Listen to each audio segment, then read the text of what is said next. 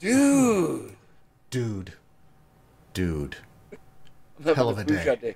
Yeah, it's a hell of a day. Hell of a day. So Busy, today, busy. we're gonna at least get into the part one. I don't know if we'll get to the whole thing, but we're gonna get into the part one of a conversation that I feel like needs to be had. It's super, super important. And I think the way I'll start this out is just by going over a bit of history. So you'll know all about this dude, and anybody else watching is just going to be able to learn about me and us. You could chime in with memories and whatnot, and all that. And I Sarcastic think quips. yes, sarcastic quips. Building this thing on this kind of a history thing is going to make it so that then when I, Put the fill cherry on in- top. Yeah, put the cherry on top. Fill in some of the really, really substantial blanks.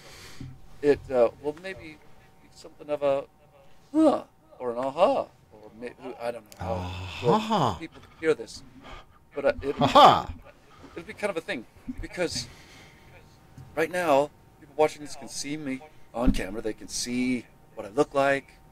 They see that I'm, dude, and here you go. And then Long-haired dude. Yeah, Long-haired like rocker dude. like a regular bro. And No.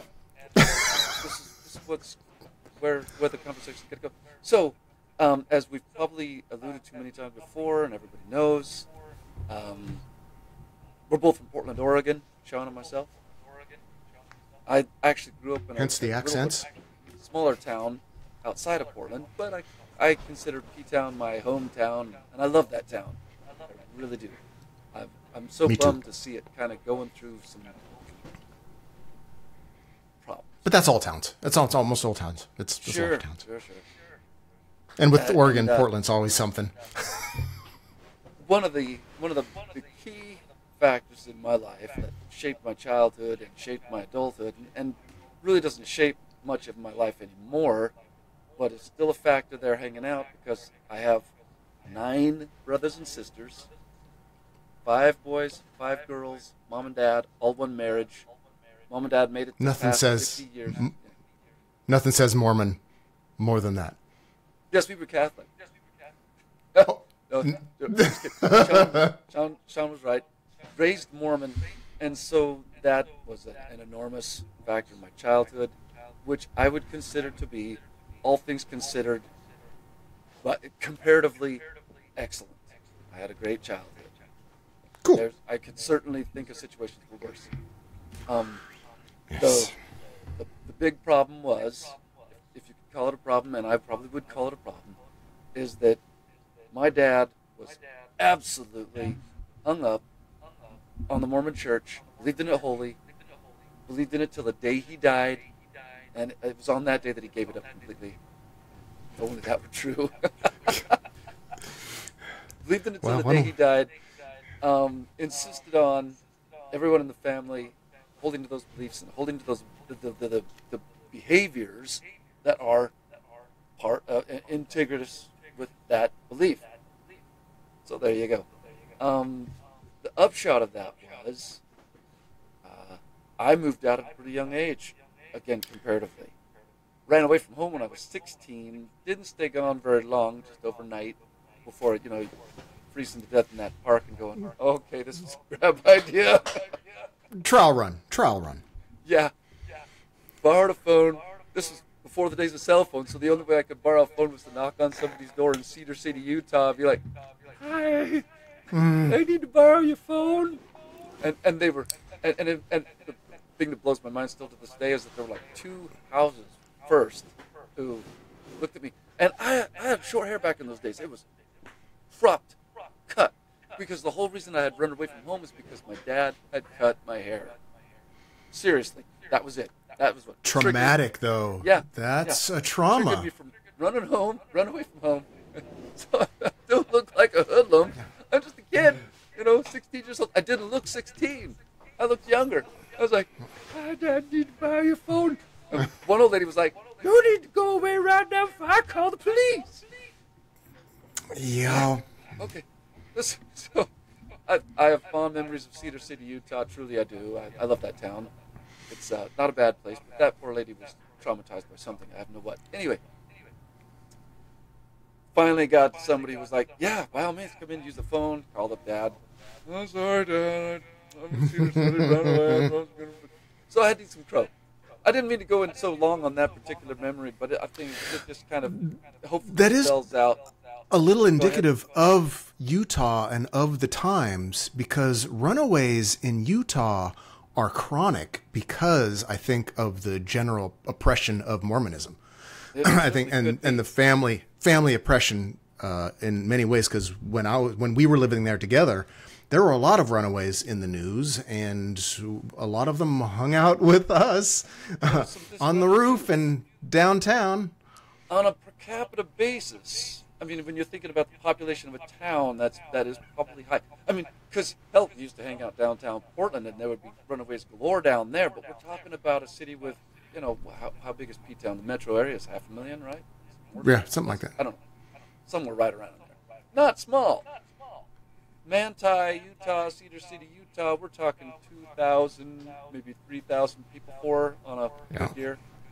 So if you've got any bulk number of kids that are disgruntled, runaways, what have you, that's going to be probably a high percentage. And it was a topic. I remember it being a topic regularly when I was there.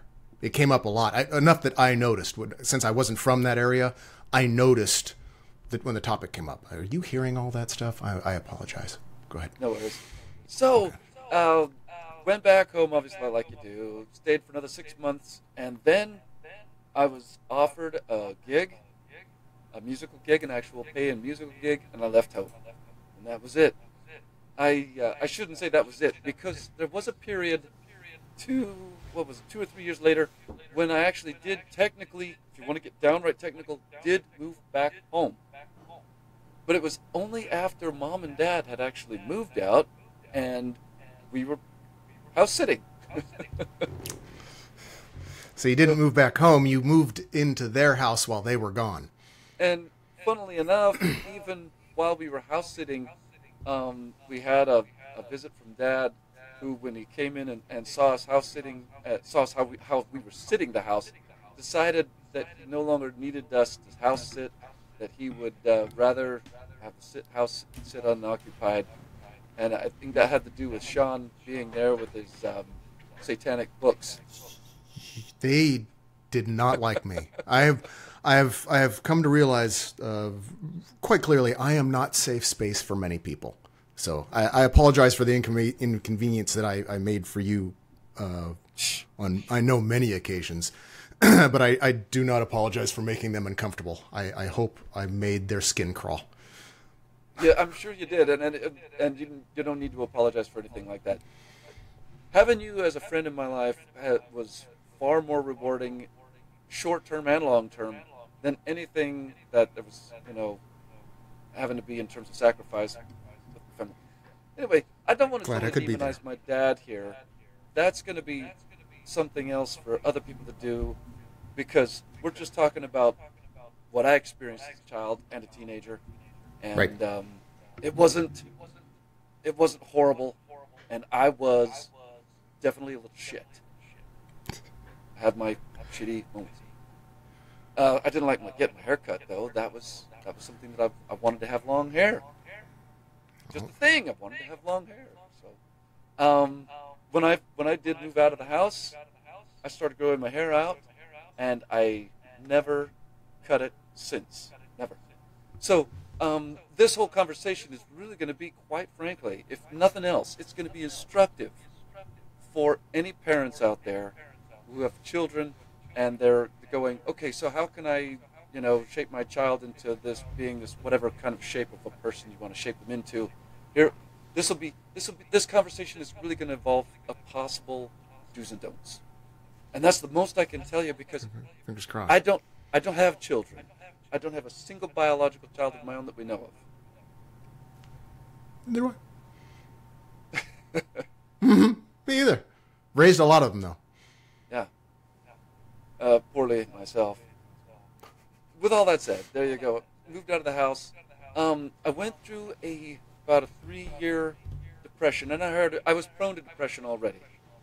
I learned later that my parents were both prone to depression, something that I kind of sort of knew about my mom. It wasn't that I just knew it. I didn't know how to diagnose it. There was just days when she didn't want to get out of bed.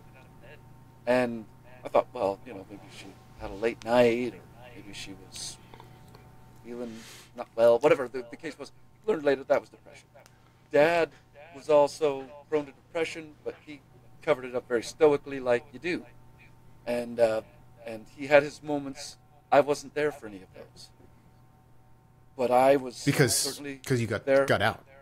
Yeah, I was there for my own depression, and my own depression was horrible. As a teenager, I had suicidal thoughts all the time. Wasn't even a thing to think suicidal thoughts. And the depression that I experienced after moving out was 100% with regards to, did I want to remain being a Mormon or not? And that was a hell of a thing, because I had Mormonism drilled into me from a very young age. And it is what Mormons do. I'm so sorry to have to say that. Mormonism as a church, as an organization, as a body of people, I think they're all very fine people, great people. That's awesome. But drilling that kind of stuff into young children is just not good. It's religion. It's not just Mormonism. Mormonism, I think, is one of the worst, but religion has long recognized that you can't convince an adult past the age of reason that there's an invisible man in the sky. It's very difficult. But for a child that is programmed by nature to trust its parents, and they don't know the difference between reality and fantasy, that's when religions get them. So that is a religion thing. I think it's child abuse. I think it's offensive, and I have always railed against it.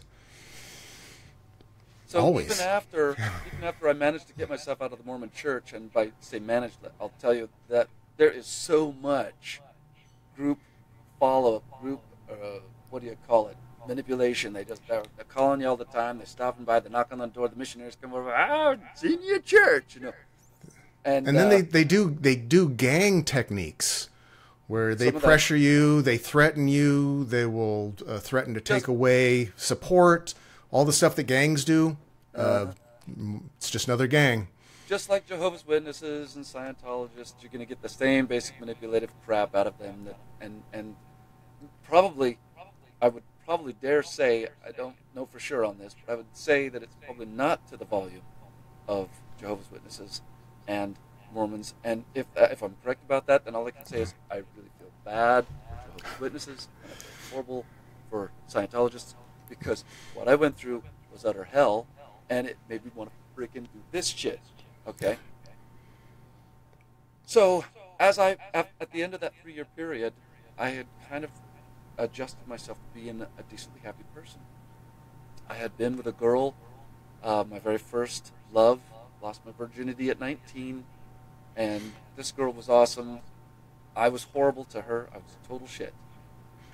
And that was going to be kind of a running theme. Did I meet her? Forward.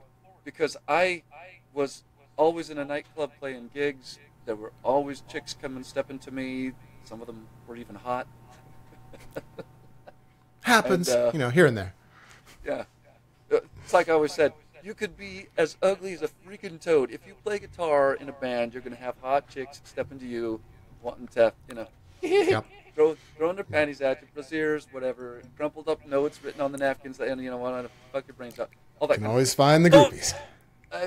I know. It was you first. Damn it. It was you first. Ha ha. Right. So I was horrible to my first girlfriend, and any girl that I had that a relationship that I had that lasted longer than 6 months for me at that point, by considered long term, 6 months, was a total crap too, and would find some reason to break up, or I would manipulate her into breaking up with me, and it was just my MO. It was shitty. Music. God. Yes. So, Sean and I met. We should get back to that topic a lot at some point. Sean and I met in the summer of 19 1990, I want to say. Is that right? Was that your memory serves? Yeah. Yep. Somewhere in 1990 at McDonald's. He was working at McDonald's. I was between gigs. I was also between girlfriends. I had just been booted out. Running joke. Without a girlfriend. Homeless. So it's not as funny when you're in it, though, is it? No. I was couch surfing, and I got this job at McDonald's. Met Sean, and you really just I don't even know how to say it. I had to be traumatizing for you.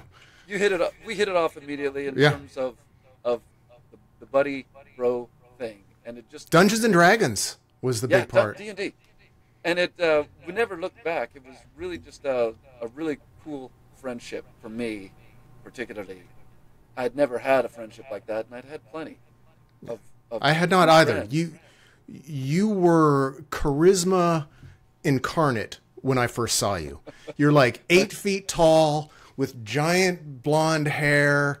You had a kind of a California vibe to you, and I was a hometown Northwest kid working at McDonald's. No, you were magic. You were adventure in motion. I saw you just as somebody that was really a different, thought differently, talked differently from anybody I'd ever met.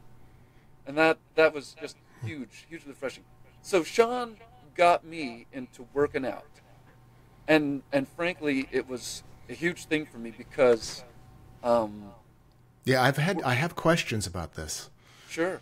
Working out became a way for me to project myself as a total alpha, which I wanted to be. I was sick and tired of people thinking that I was androgynous. I was sick and tired of people thinking I was gay. I wanted to be alpha, and I wanted to step to chicks, or have chicks step to me and just be like, oh my God. Because am still, and always probably will be, into the pussy. Right. I love the chicks. But it's sad how working out and getting big and muscular never stopped any of that. Never stopped the androgyny. Never stopped the cat calls. It was unfortunate. But it stopped them from getting close to us. Because at some point I knew I could pick up their truck and smash it over the top of their head. So I know it gave us a distance, a protection, but I know we always got never stopped getting the harassment. It gave me a different level of confidence. I always got my confidence from being a musician. It's the walk. I call it the walk. When I have a gig, when I have a good gig especially, I have a walk. Oh. And it's I don't want to play it up or anything like that. I mean, get it on video sometime, but it's kind of a rock star walk. It's the cock swagger. walk.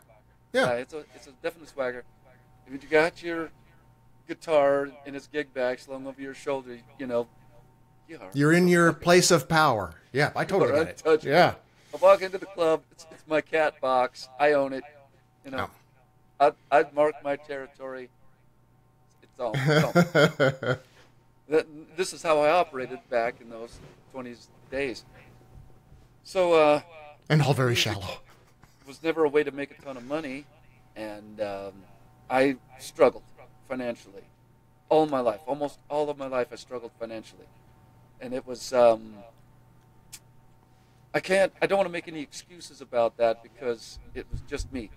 I always wanted to try the next thing. I've tried MLMs. I've tried businesses. I wanted to, I had a lot of failures, and I kept trying. I'm still trying today.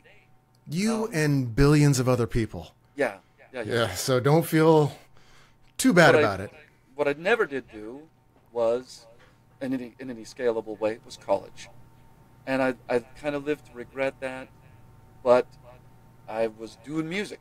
So I can't make any excuses about not going to college. It's just not what I did. I did music. I still do music. So going through my 20s, Sean's my good buddy. We're working out. We're having a good time. We had our adventures. We had a road trip. And on the road trip, which we had a ton of adventures on, that was an epic road trip, life-changing. I know Sean will go into some detail of that at some point. It was life before and after the road trip. That's still how I see it. Even with all the adventures I have, there's still the chapter before the road trip, and then the road trip was a chapter, and then after the road trip. There were definite chapters in life. It was a heck of a time. Driving through Texas, hot as hell. We didn't have air conditioning in the car. This was 1991, and no air conditioning in the car. We'd wet down bandanas and put them on our head, and that was how we cooled off with the windows down. 255 all the way.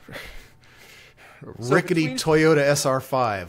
Yeah. Oh, packed to the rafters with all of my stuff. Yeah. So between Shreveport and Baton Rouge, Louisiana, Sean and I had a conversation. And the conversation basically consisted of me trying to sell to Sean that God was real, and Sean trying to sell to me that God was indeed not real.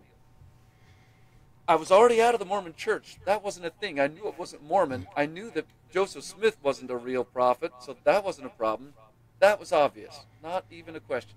But I still believed in God, and there was Sean selling me on this for the first time of anybody ever really trying to sell me on the notion that God wasn't a thing. And it was the first of many of our frustrating conversations. Not that I ever stopped loving Sean. That there was nothing about a frustrating conversation with Sean with you that made me think, oh, I can't really have this guy as a buddy of mine anymore. There's, anything like that. I was just like, man, one of these days I've got to sell Sean on this concept.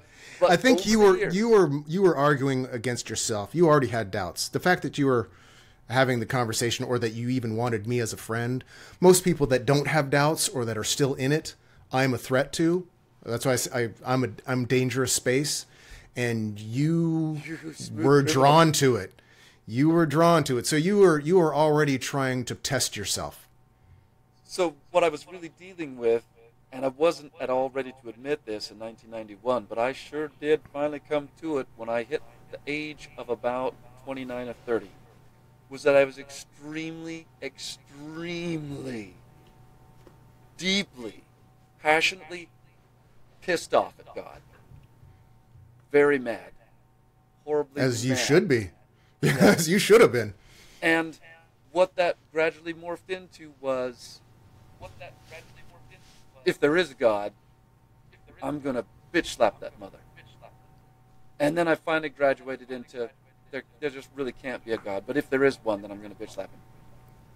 But there probably isn't. And then there that probably isn't.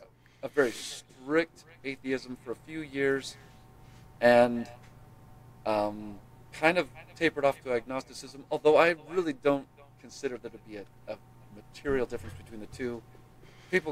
Atheists and agnostics can argue that all day long if they want. I don't really care. Yeah. It's not even worth popcorn to me. And as far as I was concerned, in 2008, the jury was in on whether God was real or not.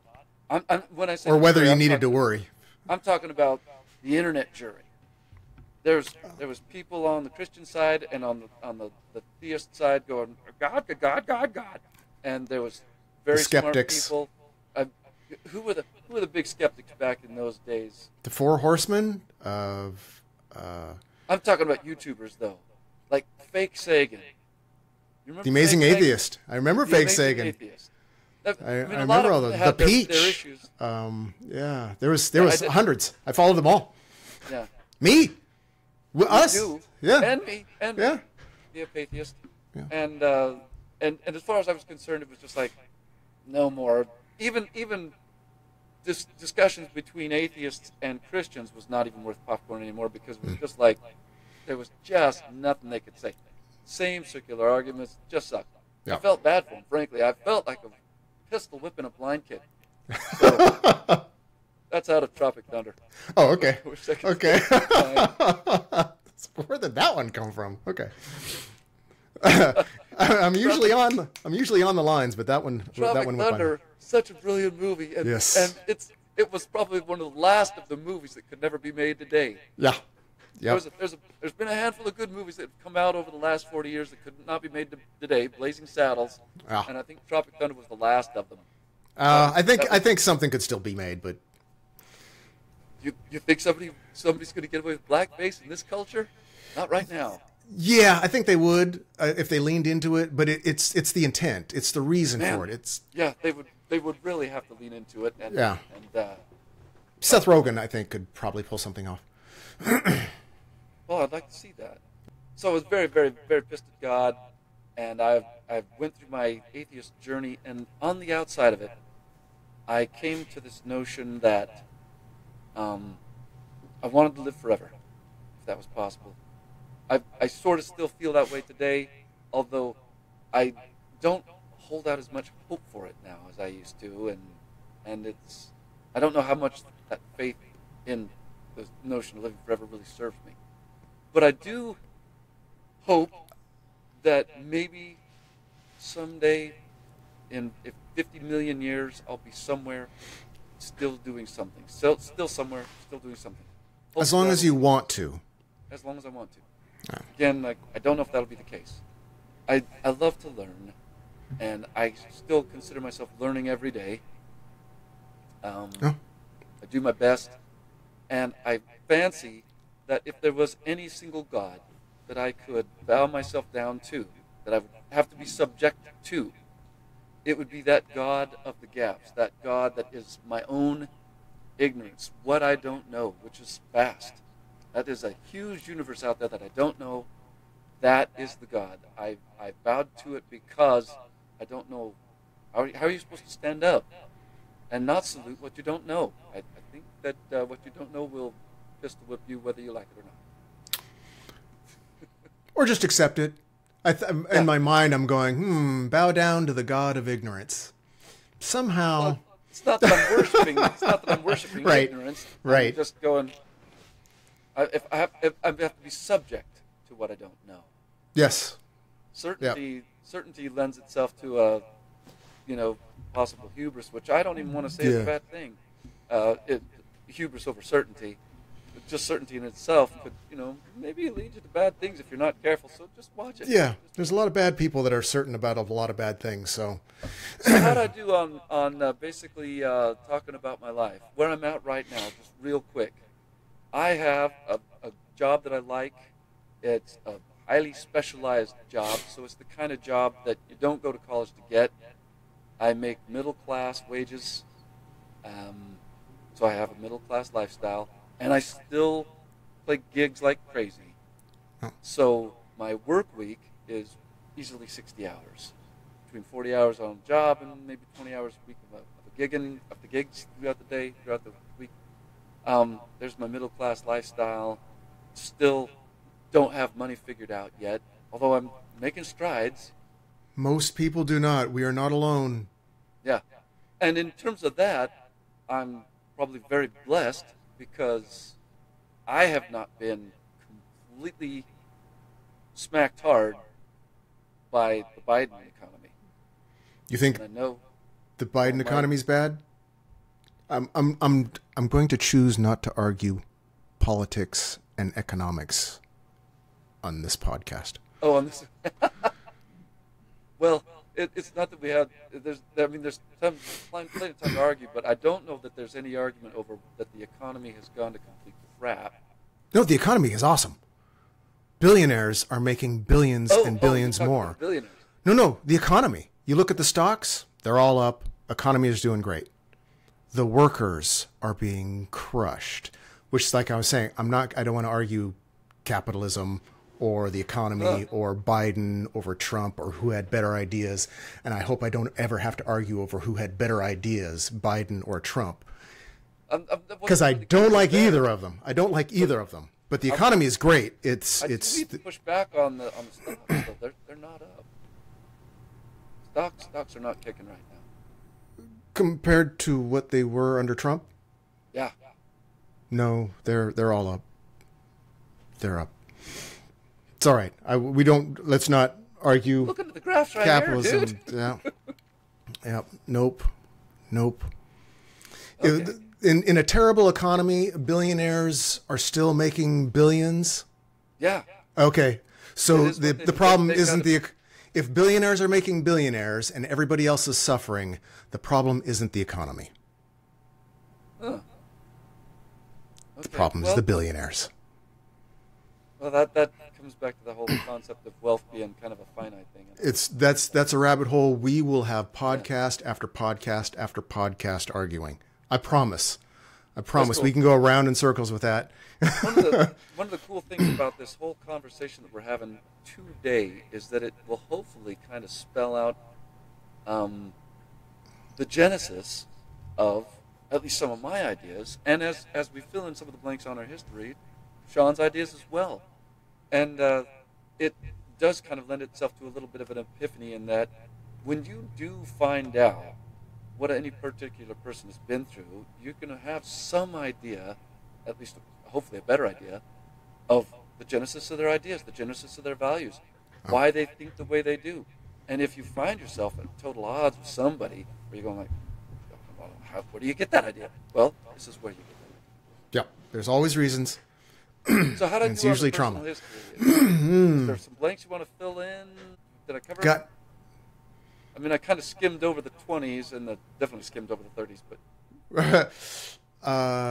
you skimmed over the whole businesses, the real estate title insurance company and, the recording studio, the loft, the granular experiences you generally I think you got it.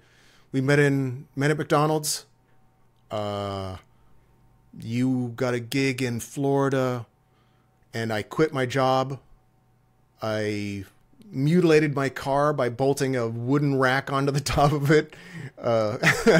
Packed up all your stuff, and we headed out on adventure. Stayed with your brother, and in his house, which was it was a giant McMansion that was totally gutted after divorce. Was it divorce? Yeah. He gave up all the furniture. So that I was introduced to Klaatu, to which I have been eternally grateful. From what was his buddy there? It was John. John. I don't want to say any names, but yeah, John. He's a little creepy. So introduced to a lot of music. Was the first time I had been on an adventure. Sure, that was. Yeah, it was an adventure. Yeah, you got it generally. Generally, I think I could pick out some specific events that were momentous, but the general idea. Your dad also, not to make a big deal out of this, but he wasn't just Mormon. He was a conservative capitalist. He was one of those where the government was anti-government. The government. He was a 1776 guy, if I'm remembering. Yeah, that's a good detail to throw in there. He was, because you absorbed a shit ton of that. Yes, I sure did. To my great frustration. I can actually tell you where a lot of that came from. Really original. Obviously, Dad was very anti-government, and he had never really gone into a lot of detail about that throughout my childhood and teenagers. He was more about going into detail of the church. Yeah. But when I was in my very early 20s, I want to say about 22 years old, I pulled a book off of his bookshelf that was by a dude, I want to say Philip Marsh. That sounds familiar. I can't remember. Philip Marsh sounds familiar. And then I also read a book at the same time by, can't think of his name, Irwin. His son Peter is now a political and economic pundit. Peter, he's on the radio. Schrodinger? No. But it is something Rommel? Schwab, Peter, Irwin, Schweib, Peter Strobe. Peter. Sure, it wasn't Schrodinger. No, that's too long. Peter. Oh, He's hold on the on. radio still today all Yeah, the time. Peter. hold on. Hold that thought for just 1 second. I gotta address a issue. Anyway, Irwin wrote a book. It was all about anti-taxes. Sean can't hear any of this, but I'll just keep going since he's got headphones off. I've read these books, and they were kind of talking about how taxes were illegal, Social Security was the government's legal way of stealing from you, very anti-government. They wanted to strip down the size of government, take it back to, like Sean was saying, 1776. Okay. I still feel this way. Okay, Sean's back. Okay. Sorry, Dad's a little tired. Okay, good. That's cool. I was carrying on about how Irwin... What's his name? Good old... You never forget him. Yeah. Peter... Dang it. I don't know why I can't think of his name, and it's right on the tip of my tongue. Not Erwin Peterman. No. Pedersen? Peter... We don't have to find this out. I don't know. Maybe. Minke? No. No. I don't know. Okay, move on. Somebody will say it in chat, and we'll think that we're both idiots. Go ahead. Thank you. Thank you for the chat. Yeah. Help us out with that one. So I read those books, and that's when I kind of... Reading those books put me into a tailspin of depression for probably a month, because it totally shook up my entire worldview. I had thought that, the justice system was a good thing, that judges were all honest and upright. I'd known a judge from church, And how could a God-fearing judge be wrong? How could they be a bad guy? And the cops were... I thought cops were good people, and these books were kind of like saying, oh, no, we're this close to living in a police state, everything's horrible. And these books were written in the 80s, Well, that's when it was happening. That's when it was starting. So I knew that at that point, after having some discussions with my dad, that he was very much of the same mindset as some of those crazy lunatic guys at the time that were, doing their right-wing militia stuff up in Michigan. The Michigan, yep. I don't know if they had a name or whatever. Back in those days, it was the right-wing militia guys in Michigan. Yep. Yeah. And now they're everywhere. Yeah, Dad had some kind of ideas about that sort of thing, and so did my brothers.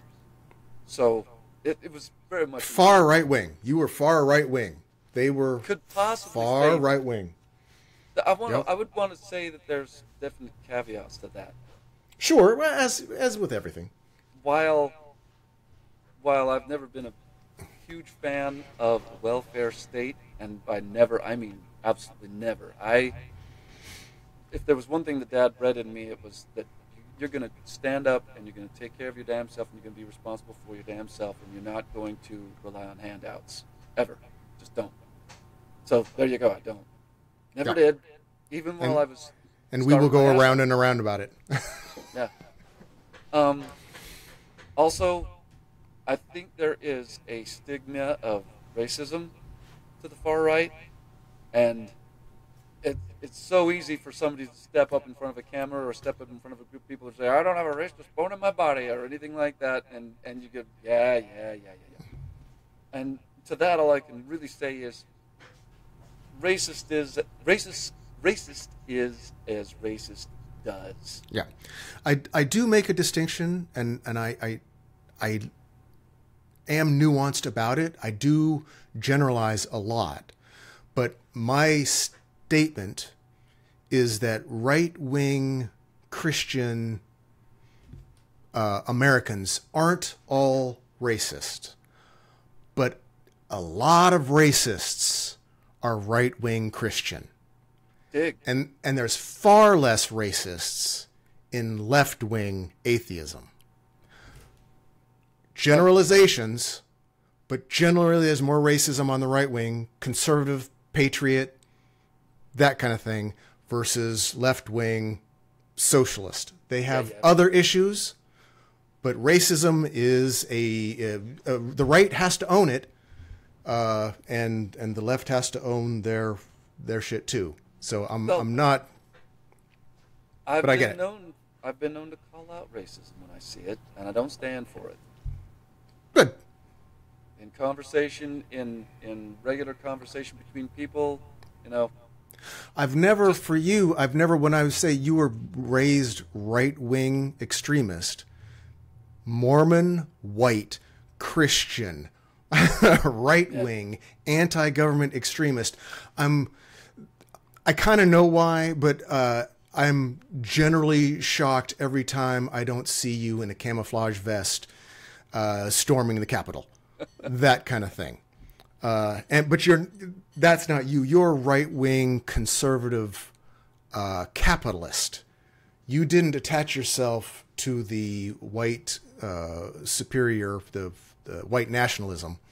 You attached yourself to economics, the economics of the thing, and so that's where you separated.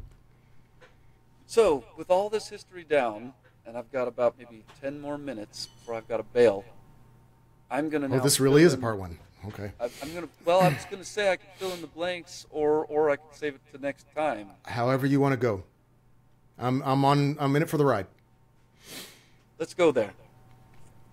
I think I can do this in 10 minutes if I don't get terribly hung up on anything seriously weird. And besides that, I don't need to go into major detail.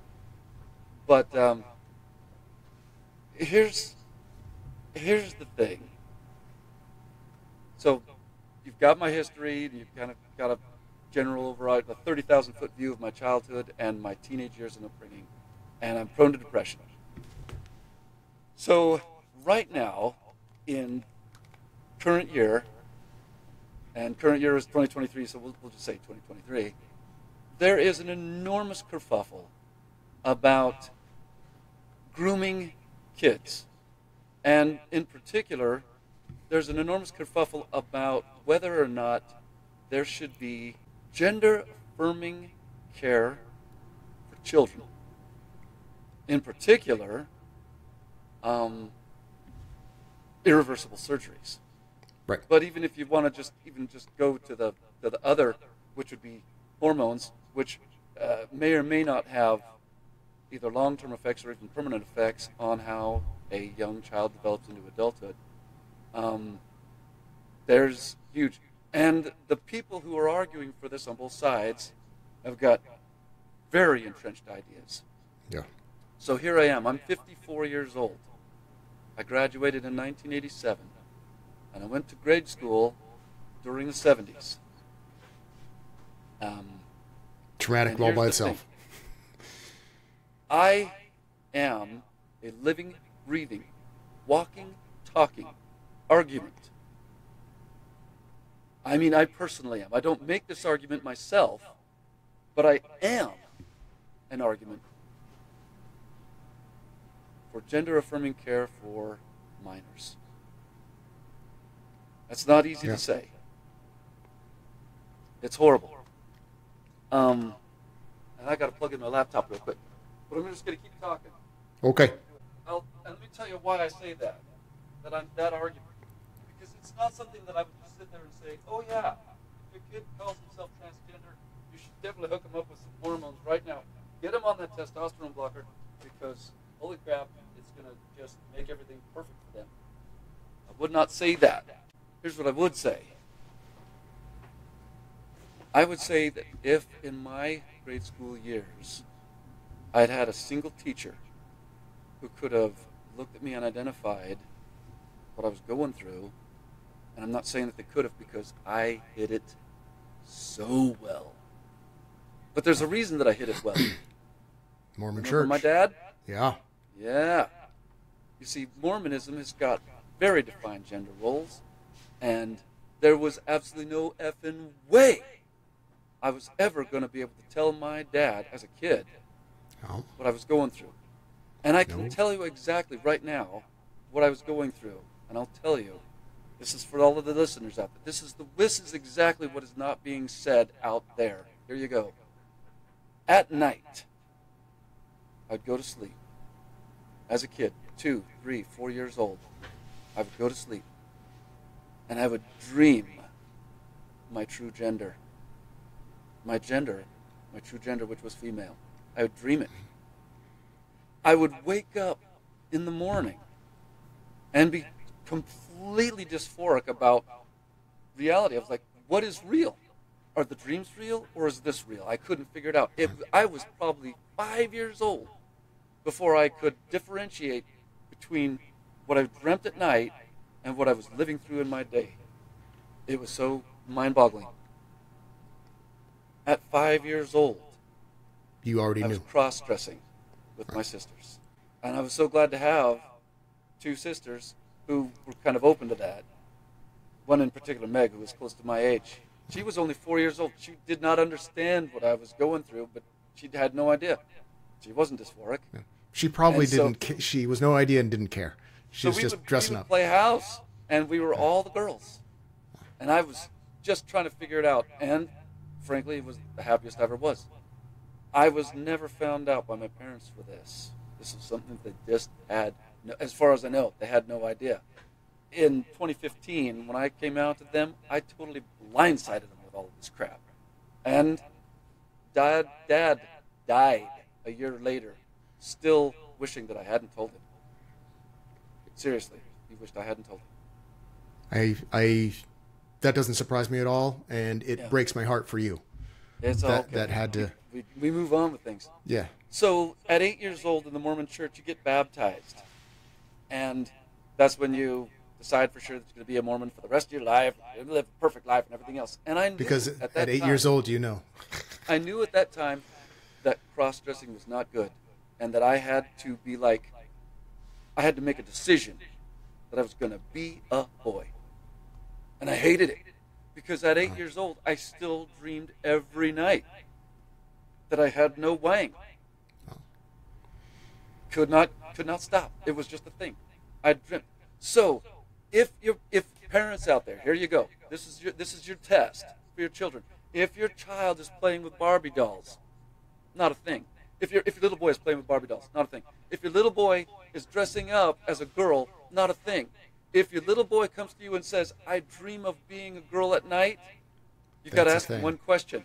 Do you ever dream of being a boy? Because if they answer, no, not really, no, I never do dream of being a boy, you've got a transgender. Yep. Or at least that's your best way of finding out. At that point, you can at least entertain the notion of getting counseling for the child and figuring out for sure, because that child, not some kid who's just playing with Barbies or whatever, or hanging out with the local tom girl, that's not it. Or even wearing dresses. You can be manly. You can be fully manly and wear a dress. Right. They may be dysphoric. You just don't know. I couldn't say for sure. But if the child is dreaming at night that they're the other gender, and it's ubiquitous, it's chronic, it happens every night, you've got a real strong case right there. If you are entrenched in a religion that says, no, there's gender roles, we can't let this happen, you're going to ruin that child's life. Or at least, I shouldn't say that. You are at risk of ruining that child's life. I shouldn't say be so hyperbolic. The religion, the churches are more hyperbolic than that. Yeah. So you can't be too hyperbolic about this. Maybe not. If you're wondering how to tell, that's how to tell. There you go. There's a little hack from your Aunt Barbara. Okay? Usually I say there's a hack from your Uncle Paul. Yep. In this case, I'm technically in guy mode here, so I'm not going to be too crazy. And frankly, on this camera, you'll probably never see me being too crazy. For anybody who wonders, you're just going to have to imagine what I look like, all freaking dragged out, because you might be looking at the video camera here and just going, oh my God, that one ugly lady. And you're probably right. No. At least makeup does some wonderful things and can help me pass. And this is where we get to more meat and bones. So let me fill in a little bit more history now. Puberty. At that point, I still dreamed that I was a girl at night. Obviously, like you do. I never stopped dreaming. I had a conversation with my mom as I was coming out to her. I said, Mom, did you ever have a dream at night where you were a man, where you were just standing there as a man, all naked with your wang swinging? She says, no. No, of course not. Neither have I. So my poor mom, because I rake her over the coals, I really kind of punish her for being so theist, and I probably should be nicer to her, but I'm not. I'm just a shitty kid. You've been traumatized, perhaps, from birth, and you feel bad for giving your mother shit. I am actually initially glad you didn't come out to them early for for support, because you would not have gotten the support you needed. No, you would have gotten abuse and sent to one of those places where they do waterboarding and torture to kids to make them straight. Right. So, and that would have been worse. Yeah, as I'm going into puberty, here I have dreams of developing breasts. My worst dream in going through puberty was the one where I'm in high school, I'm butt naked. People are going, "Oh my God, Beach is a girl," and I'm going, "Yeah, yeah, I didn't anymore." There you go. And to top it all off, to deal with the dysphoria, I cross-dressed. Again, I had to cross-dress. And it was the only way.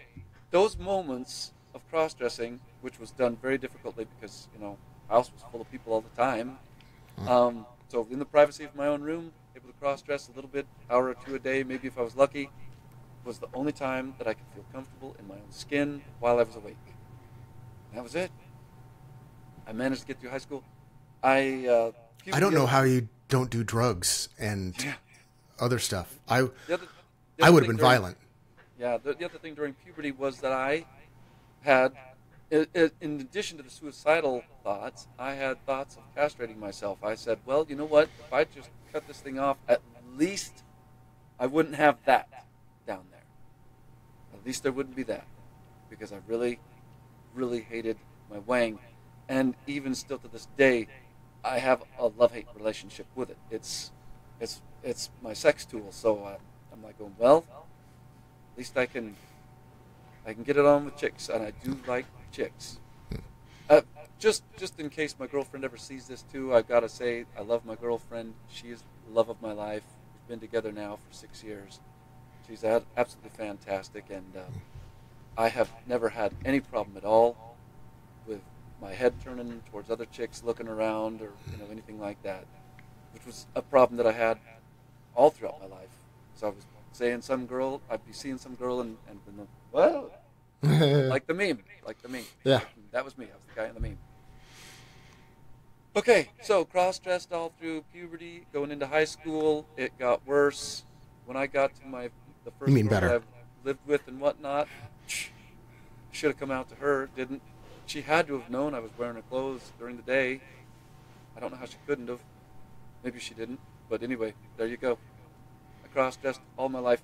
And for people that, anybody hears this who knows about what cross-dressers do, they'll go through a period where they'll acquire a few nice things, a few intimate things, girl underwear, negligee, what have you, brasiers, some clothes, maybe a dress, 2, 3, 4. Wigs if they need them, I never did. Makeup. They do their cross-dressing, and then they'll purge. They'll hit this point where they're going, oh my God, I really got to stop this. It might be because they get into a new relationship. That was me. I'd get into a relationship with a girl where I'm like going, okay, I can stop this. This girl, I love her. This is awesome. I don't want her to catch me. For the love of God, that would be horrible. I blew that out of proportion because it would have been probably good for me to be caught by a girl. That would have been awesome. It would have forced me to or just be caught by someone understanding. Because I always thought that I was just a cross-dresser who had dreams of being a girl at night, every night. And I was not really thinking in terms of ever living as a woman. And I still don't. I still don't live as a woman. And I knew that there was some benefits to living as a guy in guy mode, and so I made that choice again. Part of that choice was, honestly, and to be truthful, at the time was made because I knew that if I did ever decide to live as a woman, my family would disown me. They would. Since then, I have had 4 siblings decide that they were going to leave the church and become atheists, or at the very least leave the church. Right. They're the one atheist. They're the one siblings that I can. Those siblings I can actually have a conversation with about this sort of thing. The rest of them, and they'll still all be traumatized by the church and the conservatism and the right wing. The rest of my siblings, I cannot have this conversation with in any scalable way. I've tried with at least one brother, my oldest brother, who I love dearly and who I've always looked up to. Tried to have this conversation with him, and it does not, absolutely does not get it. It was that brother who went to my dad on his deathbed and said, "Oh, by the way, I just need to tell you, Paul said that all that crap last year about being transgendered, he decided it's just not really his thing. He's going to stay a male, and it's not a thing." When I found out that he did that, I was like, "Oh, well, maybe that was good for Dad. Maybe he could die thinking that." And it almost makes me hope that there's an afterlife, because I want my dad's ghost to look at me now and be like, going, "Man, no, Mark lied." I would feel such burning, acidic betrayal from him. It was easy for me to feel that, and I got over it very quickly. I would not. I would have taken a scalpel and cut that from my life. Well, I almost did. You see, because Mark and I have also had some difficult conversations since then, where I told him that it was if I could have my druthers, I would send the family to re-education to get the church ripped out of them. I want to destroy the church. I want to burn the Mormon church down. I want to shout on the loudest megaphone planet-wide that the Mormon church is a scam and stupid, and go into detail about how horrible it is and how damaging it is, and how damaged you need to be as a person to believe it, and all that, even though that'd be hyperbolic too. Because again, I want to acknowledge that Mormonism is not the end-all horrible thing. It's just a thing. It's okay. Or, it just leads to this. Suffering and pain and trauma. No, that's not okay. There's nothing okay about any of that. I need to say that it's the Mormon people, I should say. The Mormon people are okay. And it would just be great if they... People can be okay. But when they've been traumatized since birth, they're no longer okay people. It would be good. It is like that whole... The world will be a better place when all religion and mysticism is totally eradicated, and first up on that chopping block is Scientology. And right Praise the Lord. Praise the Lord. Sorry, Tom Cruise. Yeah. I love you, buddy. But may the emergent ones make that happen. But your religion is full of nut bars. I don't know what that makes you, but I still love you, man. Captain Nutbar. It makes him Captain Nutbar. I love you some Tom Cruise. Yeah, it makes him traumatized. Yeah. I think Tom Cruise is pretty awesome too, though. Yeah. So there was the cross-dressing, and it wasn't until I got with a particular girlfriend who was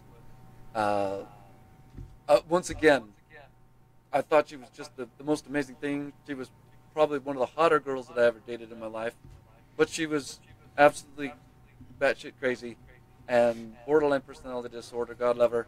And her life, as near as I can tell, went completely to crap after I broke up with her.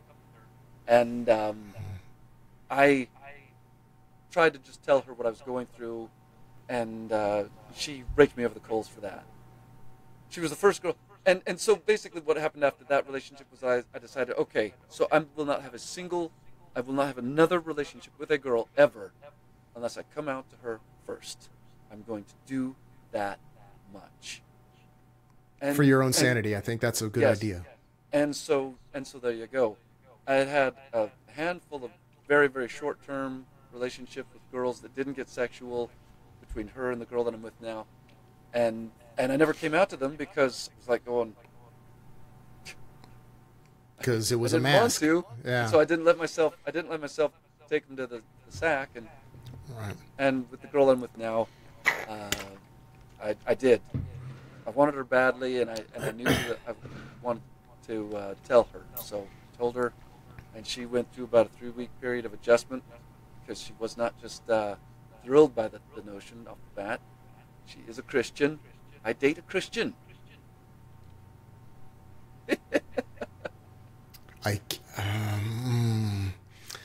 Good luck to you, but well, I've never had that work out. Yeah, I have an interesting idea about chicks, and I'll probably go into that in some detail later on because right now I really got to go. Damn it! I got an errand to run. I don't know if I'm going to make it by 6. I have lots of questions, but I'll let you. We'll do that on the second one as well. If there's any other questions from anybody that might happen to see this in the comments, shoot them to me because I know that there's more that I wanted to go into detail about this, and time's kind of killing it. But there you go. I've got 2 modes: guy mode and girl mode, and I live and breathe and work in guy mode all the time. So somebody could call me a glorified cross-dresser. Somebody could call me that. But the thing is, I'll tell you a little secret. Here's the secret for the viewers. I have what a guy would call gynecomastia. What I would call are just my breasts, but I have them. I'm an actual C cup. I strap those things down to work. Inside secret, I've had them all my life. I kept myself butt skinny all of my life to make sure that they never got as big as they are now. And then when I started working out with Sean, I was like, oh, this is perfect. This is going to make it so that these don't have to show as actual boobs. I'll have pectorials. And I can flex them. I kind of still can, but You're welcome. You're welcome. But in those pectorials was little nipples that were just always right there, being nipples, actual breasty nipples, and still are. And as I have grown older, I've said, you know what, I'm going to stop fighting this. And they did develop. Nice. That I've never taken a single female hormone. Never been on a testosterone blocker. In fact, if anything, I was taking androstenedione. Is that how you say that? While we were working out. I was taking things to aromatize more testosterone. And it never stopped these things from developing. Never stopped me from dreaming of being a woman. And so here you go. Well, there's just a couple things I want to. First, I love you, and I support you. Thank you. And I worry about you. You did say that. I know. I think this is a scary time. I think you're a good channel for this, though. I think you're a good representative. There's Blair White and a lot of others. Awesome. Abigail. Not a fan of Blair White, but that's because of her politics, not because of her gender. See now, politically though, I totally agree with Blair White. Yeah, see, that's always going to be where we clash. The other thing I wanted to apologize if I was ever offensive or insensitive. Oh, dude, you never were. I don't think I remember us having a conversation, a joking kind of, wouldn't that be funny, as if we ever had to come back as women, we'd be lesbians. And as I'm remembering back to that, it seems clear that you were signaling something. And I don't know if you didn't say anything more after that because of my reaction, or because of anything insensitive I was expressing or a viewpoint I had. I've always tried to be inclusive. I don't want to sound cheesy, left-wingy. I always wanted people to live their best life. I always wanted to. Wanting people to live their best life is as wanting people to live their best life does, and you did that. You do that now. Okay, so that was I just wanted to make sure that because one of the questions and one of the things I want to talk about later, and I know you got to go, is why you didn't say anything to me when we had these conversations. Dude. And see, I don't want to get into this here because that makes it about me. But there's a lot of my personal experience to this, my memories, that because you just came out to me when you came out to everybody else. And I heard it initially from the grapevine, and I was thinking, there was an ex and her friends that were joking about Paul getting caught with a dress. And in my head at the time, I was like, really? I mean, okay, whatever. But there was a lot of cattiness, and there was, I think, pain from the ex there that was being expressed. But I heard it secondhand, third hand, and we were technically broken up at the time because I had other issues with you because of that, which we can get into later. They're all related to this. Every last one of them. My behavior during all that period, from my 20s, 30s, all of it was stemming from this notion of being transgendered and just doing my utmost hell of trying to keep it covered in secret. So I had a lot of confusion and frustration because of my ignorance and your actions, and because I didn't have all the information, and I am not a fully mature human being, so I don't handle a lot of stuff totally well. It's okay. But none of my issues were ever about any sexual orientation or what. I mean, God knows I used to wear some crazies. I still would, if I had the choice, wear leather tassel boots and spandex to the mall, and I would be a freak. I would still dress like a freak if I had more testicles, so to speak. So that was never an issue I had, but I had a lot of confusion. But at the end of the day, I really hope that I didn't hurt you because of any ignorance on my part. No. Okay.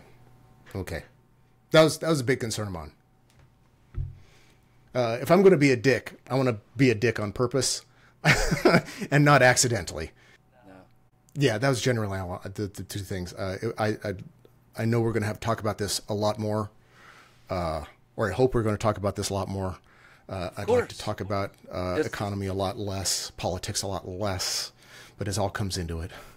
It all comes around to it. Yeah. But at least with this base stuff out of the way, people are going to understand, you're going to understand why I have some of these ideas.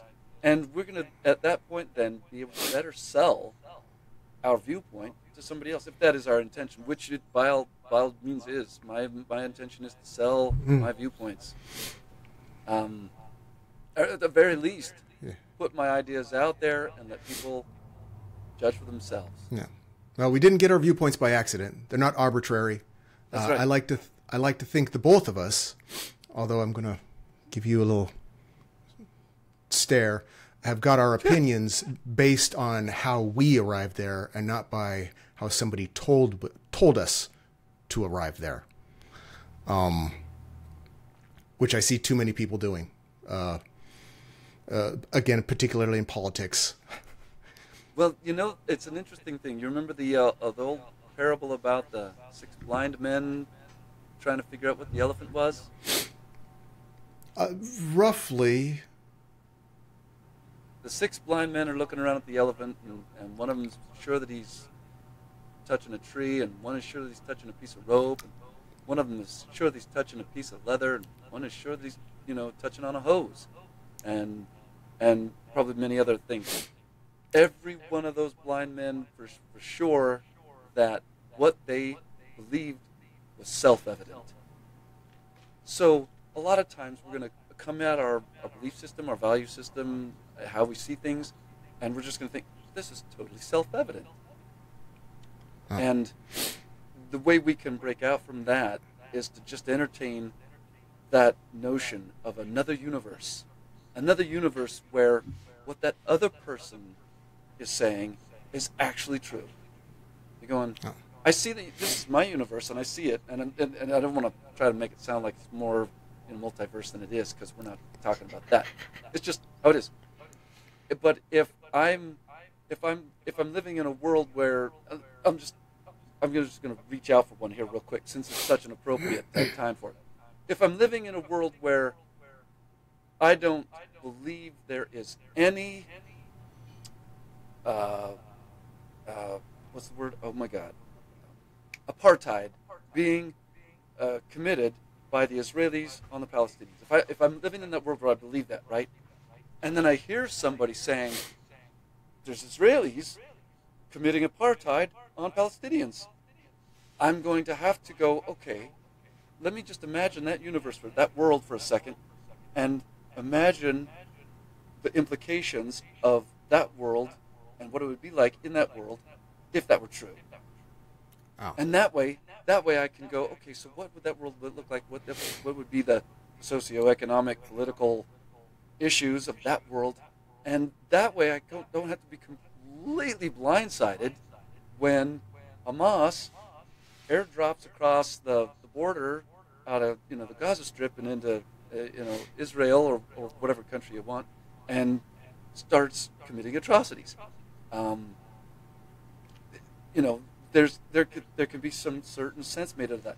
Obviously, there's lots of people who just know for sure that apartheid is a thing. There are other people who are absolutely positive, no apartheid. So we want to know the truth.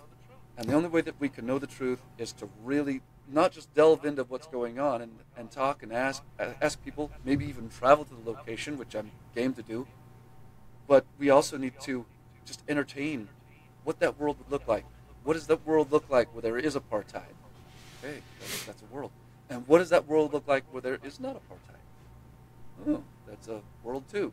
And now we can start to get a sense of what this elephant in the room really is. I wish us all luck. Me too. I got a jam, dude. All right. I'm glad we did this.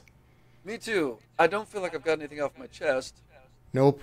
That's going to take another 20 podcasts. For me, it would take surgery. And yes. It's not a surgery I'm inclined to do. In fact, I don't mean to brag or anything like that, but seriously, I'm hitting an age where they're probably just going to be bigger and more difficult to strap down. It's probably going to become a situation in my life in the next few years where I won't be able to hide them anymore. It'll be funny. Yeah. Don't even bother. Don't even bother. Let it go. But not until after the next election cycle. Right. I want to get my hairline fixed. Gene doping is coming. Gene manipulation. Hopefully we'll be able to become whatever it is that we think we want to become. A younger version of me, female. Awesome. I've figured that's what you were going for. Fingers crossed that's able to happen, and we just have to survive to live to get there. And I think you have a chance. Fingers crossed for both of us. And I'm even crossing my fingers for your dad, because what the heck, why not? Why not? Right, dude. I love you, bro. All right. I And love to you too. everybody out there, thank you for putting up with us. You guys are awesome. All 7 Peace. Yeah, awesome. Have a good one.